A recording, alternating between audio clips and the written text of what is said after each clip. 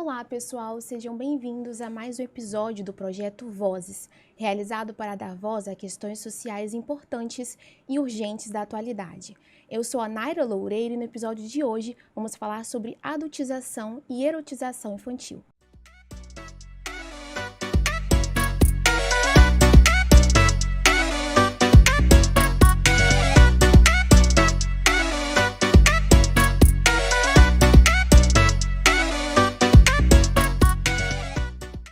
Para começar, é essencial entender do que estamos falando.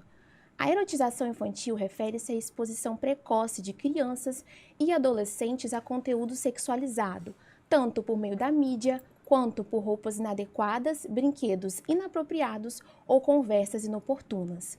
Por outro lado, a adultização infantil está relacionada à pressão para que as crianças cresçam muito rapidamente e assumam responsabilidades, papéis e comportamentos que são característicos da vida adulta. A Internet Watch Foundation, organização independente sem fins lucrativos que trabalha para tornar a internet mais segura para as crianças, divulgou um relatório em 2022 que mostra que apenas nos primeiros 6 meses daquele ano foram publicadas na internet 19.760 selfies com conteúdo de teor sexual de crianças com idade entre 7 e 10 anos. O número representa um aumento de 360% em comparação ao mesmo período de 2020. O mesmo relatório mostrou que entre crianças de 11 a 13 anos, o número é ainda maior, 56 mil. Para nos ajudar a entender melhor a dimensão deste problema, convidamos a psicóloga Lívia Tringer e a representante da Associação de Apoio e Orientação à Criança e Adolescente, Érica Rodrigues. Sejam bem-vindas, Érica e Lívia. Muito obrigada pela presença de vocês. Para conversar a nossa conversa, Lívia, eu gostaria que você explicasse como que a exposição precoce à cultura adulta e à sexualidade pode afetar o desenvolvimento emocional e psicológico das crianças. Certo. Obrigada pelo convite. Bom, hoje em dia a gente sabe muito mais sobre o desenvolvimento da criança, as diferenças da maturação do cérebro da criança e do adulto do que sabiam nossos pais, nossos avós, né? E antigamente. E o acesso a essas informações também com a internet, com as redes sociais, é muito mais acessível, muito mais difundido, certo? Então, outra questão é que o bombardeamento de informações que a gente tem hoje em dia também, principalmente por causa desse avanço e da acessibilidade da internet, é um volume muito maior de informações do que a gente tinha acesso e era exposto antigamente num dia, por exemplo, né? E esse volume que cada vez aumenta, podemos dizer assim que o desenvolvimento do nosso cérebro, né, a evolução humana, não consegue acompanhar, né, a velocidade em que essa quantidade de informações aumenta, né? Então, acaba que a capacidade de processamento pode ser limitada, né? Por mais que a gente absorva, processar e elaborar essas informações, a quantidade de estímulos é muito grande, certo? Então, o cérebro pode ter dificuldade e acabar desenvolvendo dificuldades, alguns sintomas, né? A ansiedade muitas vezes está ligada a essa quantidade de estímulos que a gente recebe hoje, certo? E aí, em relação ao desenvolvimento da criança, imagina assim, a gente sabe hoje em dia que tem alguns traumas que são mais potencialmente piores quando acontecem na infância, justamente por causa da incapacidade do cérebro ainda, por ter pouca maturação, pouca maturidade mesmo de elaborar certos conteúdos que não são do repertório, que não são adequados para a idade. Então, a gente pode pensar que a exposição a esses conteúdos na infância também podem ser mais complicados quando a criança não tem ainda conhecimentos adequados para poder elaborar, para poder entender essas situações, né? Então, cabe aos adultos poder estar filtrando esse conteúdo que elas consomem. E outra coisa importante é, além de conhecer, de estar próximo, estar disponível para as perguntas, né? Porque as crianças vão ter acesso àquilo que elas não conhecem, as crianças são curiosas e elas vão perguntar para o adulto que está do lado, o que que é isso? E se você não está ali para responder, vai ficar por conta daquele cérebro entender o que está acontecendo ali com recursos que são limitados realmente para aquela fase do desenvolvimento, né? Então, tem outro aspecto importante que, assim, quando a gente fala dessa exposição, são duas vias. Um é a criança consumir né? Seja por meio de, como você disse, né? De conversas, da TV, da internet, seja a parte da criança ser exposta, muitas vezes pelos próprios pais, né? Com a coisa de, ai, que bonitinho, a criança fazendo gracinha, ou maquiadinha, ou tendo, né? Falando textos que são absolutamente fora da realidade da criança. Sim, Então, sim. são dois aspectos um pouco diferentes É que a gente porque precisa são temas pensar. muito atuais, né? Sim, com E, Érica, certeza. realmente, como são temas muito atuais, a adultização, erotização infantil ainda são termos desconhecidos pela maioria das pessoas, né? Como que a ONG que você coordena atua para proteger o direito das crianças nessa era do digital, que todo mundo meio que pode tudo, e a gente não tem muito limite das coisas? Muito obrigada pelo Eu que convite. Estou agradeço. muito feliz de estar aqui, né? Tá falando sobre isso, que é de muita importância hoje nos tempos atuais. Nós temos a nossa psicóloga, né, que ela orienta não só as crianças e os adolescentes, como os familiares também, que eles têm que entender também, né, o que se passa hoje nas redes sociais, o perigo que é passado. E as demandas, a cada dia, elas vêm aumentando. E nós da ONG, nós estamos nos capacitando cada vez mais para poder estar lidando com esse tipo de situação. Entendi. Porque além da importância dos educadores, dos psicólogos, os pais, eles também têm uma responsabilidade muito grande aí. Então, falando sobre isso, Lívia, como que os pais, eles podem agir aí para proteger as crianças nesse mundo digital? Por exemplo, no TikTok, a gente não tem muito controle do que a criança está consumindo, ela vai rolando a tela ali e os pais não têm muito controle. Como que eles podem agir? Eu queria que você aproveitasse e falasse também como que os pais podem também incentivar os filhos a ser exemplo também, e mostrar, deixar o celular um pouco de lado, incentivar eles a buscarem outras coisas, formas de entretenimento. Então, até onde eu sei, o TikTok, por exemplo, não tem aquele filtro de idade Isso. que tem em algumas outras plataformas, né? E ele é muito atrativo. Não só para as crianças, mas para os adultos também. A ideia daquele conteúdo de diversão, rápido, né? É um estímulo que está proporcionando prazer ao cérebro o tempo todo. Então, a ideia é realmente que aquilo vicie e que você fique vidrado, né? Rolando, rolando, rolando. E o fato de ser curto também serve justamente para isso, para ser novidade o tempo todo e te manter mais preso à atenção ali. Em relação aos hábitos, né, como você falou, se a família não tem hábitos para fora, para além da tela, para além das paredes da casa, para atividades de lazer na natureza, né, se a família, ninguém na casa lê um livro, né, como é que a criança vai poder aprender a ter esse tipo de hábito? Então, tem algumas dificuldades, hoje em dia, principalmente, porque os adultos também estão muito na tela. E para você proporcionar coisas diferentes da tela para a criança, você tem que dispor de tempo para isso. Você tem que ficar ali com a criança fazendo aquela atividade. E hoje em dia isso está muito difícil.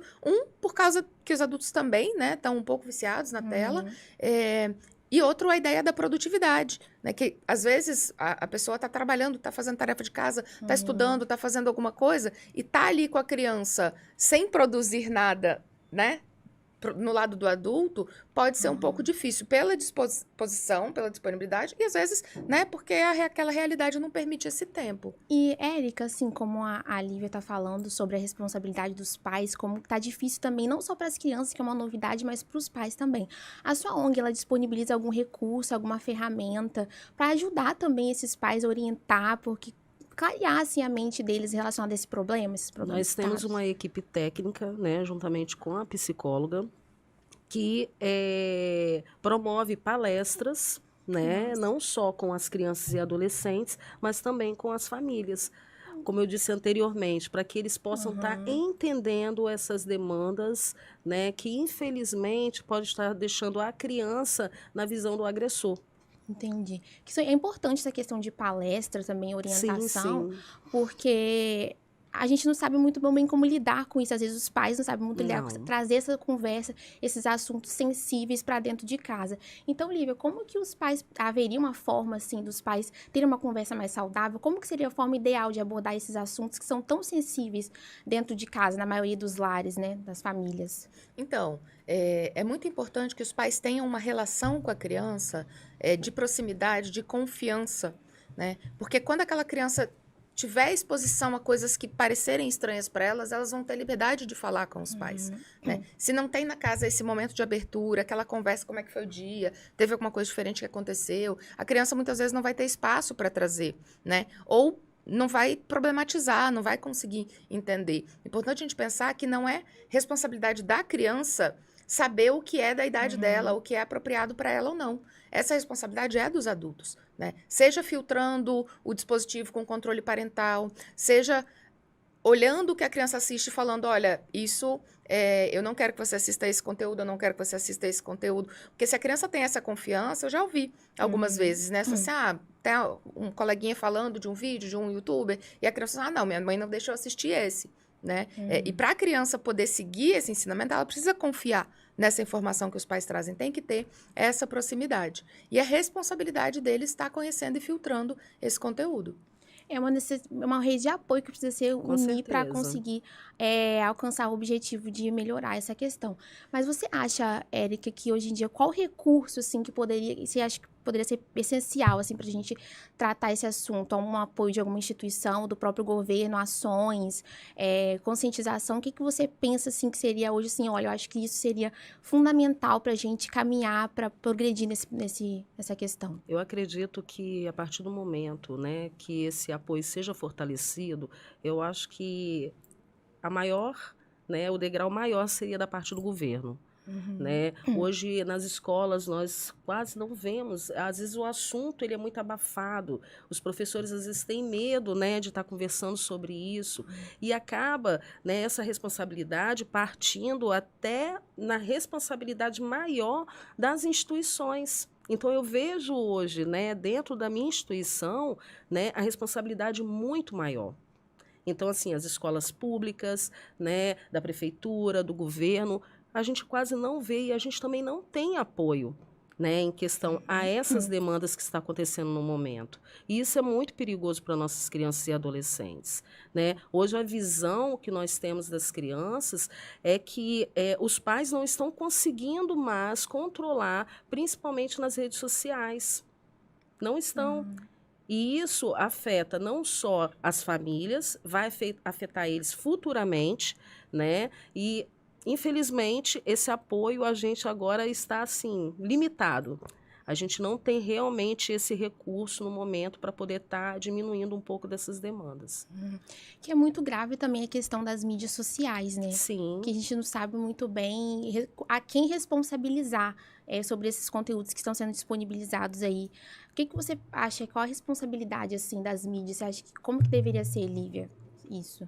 Então, cada vez mais, né, existe a possibilidade de controle e filtro, né, por parte das plataformas, seja de rede social, né, de vídeo, para diminuir, bloquear exposição de conteúdos, né, principalmente com crianças. É claro que os filtros, quer dizer, quando a gente pensa, né, na maldade, em agressores, os hackers estão trabalhando o tempo todo para burlar e criar formas de permitir que esse acesso chegue, principalmente a crianças ou adolescentes, porque são um público mais vulnerável, não tem um senso crítico, né? Então, por isso, o adulto responsável eu acho que a principal ferramenta é que ele esteja próximo dessa criança, sabendo o que está acontecendo, porque não dá para confiar que o vídeo não vai passar por um filtro e a criança ter acesso a um conteúdo inadequado, né? Falando de vídeo, você tem uma coisa que está gravada ali. Mas se a gente pensa nas redes, nas plataformas de discussão, de conversa, tem muita gente se passando, né? Você tem um nickname é aquela coisa antiga, né? Você tem um apelido ali, um avatar, e você não sabe com quem você está falando de verdade, né? Então é muito importante estar próximo. Não tem outra forma de proteger as crianças que não seja você estar próximo da sua criança. Se a sua criança não tiver uma referência em você, pai, mãe, adulto de confiança, ela vai ter em outro adulto, em outra pessoa, onde quer que ela tenha acesso a isso. Você tocou nesse assunto aí de nickname, de perigo. Eu pensei assim, como você acha que a questão de gênero, como que é? Você acha que para as mulheres, para as meninas, no caso, ela é diferente? Elas são afetadas de forma diferente por esses problemas de adultização, erotização? Queria que você falasse um pouquinho sobre essa questão das meninas na sociedade. Então, de algumas formas, né? Tem uma coisa muito comum que a gente orienta, que acontece para os dois gêneros, né? que seria, por exemplo, a criancinha que está na creche, você já tem um namoradinho, já deu beijinho na fulaninha. Eu acho que isso, na vida real, assim, acontece de maneira parecida, de maneira igual, né? Aquela ideia do, menino tem que pegar todo mundo. A gente vive numa cultura machista em que isso ainda acontece, né? Essa divisão dos papéis. E eu acho que isso passa, sim, para a maneira que isso aparece nas redes sociais. Por exemplo, a menina ela está muito mais exposta à roupinha bonitinha, à maquiagem, à exposição do corpo, à dancinha que vai dar uma rebolada, que vai dar uma sensualizada, do que o menino. Sim. E na hora de assistir, eu acredito que também, porque o menino e menina, eles buscam coisas diferentes. Né? O menino tá ali no joguinho, né? Tá ali conversando com os amigos, tá jogando, tá procurando o desafio, né? E a menina vai procurar e vai se interessar muitas vezes por outro tipo de conteúdo, também influenciado pelas mães, né? Pelos pais. E uma coisa muito grave, né, que eu acredito, é o fato de muitos adultos que às vezes expõem suas próprias crianças em busca de engajamento. Né? E é muito fácil para a gente não ter o olhar crítico e consumir também esse conteúdo, porque é bonitinho. É bonitinho, né? Tem muita coisa que é bonitinho, mas a gente para pensar quanto é adequado, né? Qual o reflexo que isso pode ter nessas crianças, tantas que estão expostas, quanto as que estão consumindo esse conteúdo. Porque se a gente consome, a tendência é que eles produzam mais e exponham ainda mais essas crianças. É que essa questão de gênero está sendo muito debatida, né? Como que você traz isso para a ONG? Assim, questão das mulheres, tem alguma ação que é feita lá para orientar? Porque problemáticas relacionadas a mulheres são muitas, né? Violência. Como que é isso dentro da ONG? Exatamente. Dentro da instituição, como nós ficamos situados num bairro de vulnerabilidade social e risco social também, então as demandas, elas são diárias. E como a gente vê a situação da criança em questão da família, a gente tenta proteger, acolher e encaminhar essas crianças. Sendo que nós trabalhamos com crianças de 7 a 15 anos, né? Então nós fazemos esse trabalho, né, de acolhimento. Quando chega nos 15 anos, nós já encaminhamos eles para o mercado de trabalho. Nossa, que interessante. Então, nesse processo, né, a gente já faz esse trabalho, né, para que melhor eles possam estar saindo daquela vulnerabilidade, né, e tendo uma visão, né, de uma vida bem melhor, de todo aquele sofrimento que eles passaram. E evitando, sim, que eles passem por todas essas situações que está sendo comentada aqui agora. Isso é muito importante. Esse é o nosso trabalho, né, é o dever da gente poder fazer com que eles não sejam violados, que não tenham seus direitos violados. Isso que é o mais importante. É uma união de esforços, Exatamente. Assim, né? E falando sobre essa questão de união de várias frentes atuando em prol da resolução desses problemas, queria que você falasse, Lívia, como que a psicologia desempenha um papel importante nesse cenário, assim, de ajudar os pais nesse processo? Como que você acha que desempenha no cenário? Então, o conhecimento científico, né, na área da psicologia vai se desenvolvendo muito também. E hoje, como eu falei antes, a gente tem muito mais acesso. Então, tanto eu posso usar as redes sociais, a internet, a busca para me distrair somente, como eu posso também procurar conteúdo interessante, construtivo. Então, hoje em dia, por exemplo, as próprias redes sociais, você tem muitos profissionais até falando em orientação de pais, falando em desenvolvimento infantil, gente que está trazendo conteúdo bom, de qualidade, gratuitamente, às vezes aplicando, mostrando no próprio dia a dia de famílias. E se os pais tiverem interesse de buscar, de consumir isso, eles vão ter também mais informação adequada. Né? Agora, quando já existe um problema instalado, a psicologia, por via da psicoterapia da criança ou familiar mesmo, pode contribuir para ajudar aquela família, aquele indivíduo a lidar com as dificuldades que tenham, né, porventura ocorrido. E como que os psicólogos eles atuam lá na ONG? Como que eles atendem especificamente como? Então, de acordo com a problemática, a psicóloga, ela não só faz a roda de conversas, palestras, mas de acordo com a problemática de cada criança, existe um acompanhamento individual. Porque são várias demandas, né? São várias situações. Então, a erotização é uma coisa que ela está entrando com tanta força na vida das crianças e adolescentes, que se a gente não souber lidar com a situação, foge do controle. Sim. porque já é tão difícil para as famílias, né, essa questão do tabu, da falta de conhecimento, de realmente não procurar saber, né, sobre a problemática, fica complicado até para a gente. Mas a gente, na força, na vontade, né, no entusiasmo de ver essas crianças e adolescentes tendo uma vida bem melhor, a gente se esforça ao máximo para que eles possam encaminhar, entendeu, com a vida mais saudável. Ai, que bom. E estarmos aqui conversando sobre isso já é um passo muito, muito Com importante certeza. nessa resolução desses problemas tão atuais. E por isso eu queria agradecer a presença de vocês aqui no nosso videocast. Eu queria saber se vocês gostariam de deixar algum recado final na nossa conversa, que vocês quiserem falar mais alguma coisa. Eu acho que uma coisa que é importante, né, principalmente para os pais, para os adultos que fazem esse papel de responsabilidade das crianças, é estar atentos à diferença da necessidade. A necessidade do adulto é uma, a necessidade da criança é outra, né? E hoje em dia a gente é atropelado, como eu falei, por informação, por demanda, por produtividade.